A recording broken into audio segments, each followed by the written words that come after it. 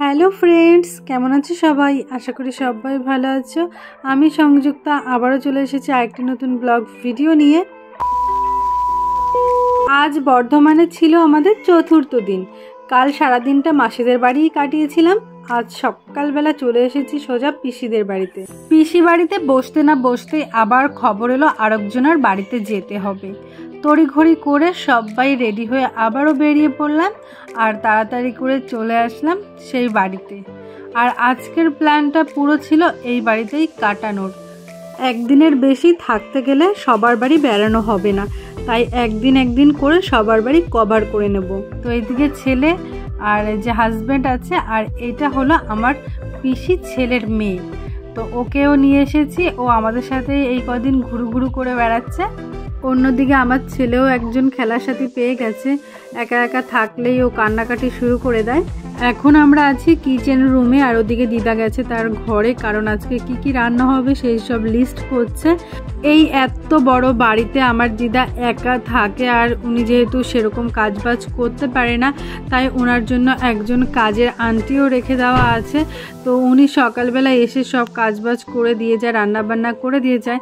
যেহেতু আমরা এসেছি আর দিদাও ওদিকে বলছে যে ওই কাজের আন্টি রান্না খেতে খেতে একদম বোর হয়ে গেছে, তাই আজকে রান্নাবান্না যাতে আমি আর আমার মা করি। কি আর করব, দিদার আবদার কি ফেলা যায় কখনো নাতি হয়ে, সেই মতো আমিও রান্না করতে চলে এসেছি। আর এদিকে মার শখ করেছে একটু নারকেল দিয়ে ডাল সিদ্ধ খাবে দিদার হাতে। তো দিদা কি করেছে, একটা কেটলির ভিতরে নারকেল ডাল মশলাপাতি দিয়ে মাখিয়ে দিয়ে দিয়েছে মার হাতে, আর বলেছে ভাতের হাঁড়ির মধ্যে কেটলিটা এইভাবে ধরে রাখতে, ছেড়ে দিলেই কেটলিটা কাত হয়ে যাচ্ছে। তো মা কি আর করবে, সেই চাল দেওয়া থেকে শুরু করে ভাত হওয়া পর্যন্ত ওই একইভাবে বসেছিল। আর আমি রান্না করেছি ডালের বড়া, কুমড়ো শাকের চচ্চড়ি, মটর পনির আর বেগুন ভাজা। আর ডাল সিদ্ধর দায়িত্বটা ছিল আমার দিদার। এত বড় বাড়িতে বেড়াতে এসে নিজেদেরই সেই রান্না করে খেতে হচ্ছে, কেমন একটা ব্যাপার হয়ে গেল না?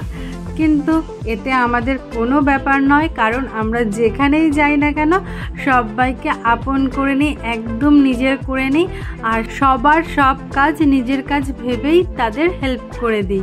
এদিকে আমি আবার রান্না বান্না সেরে চলে গেছিলাম পিসিদের বাড়ি।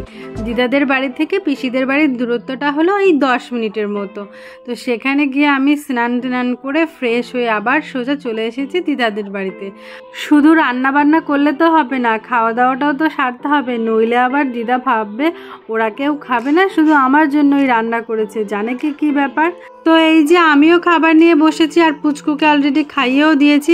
পুচকু এখানে এসেও কোনো চুপচাপ নেই, শয়তানি করেই চলেছে।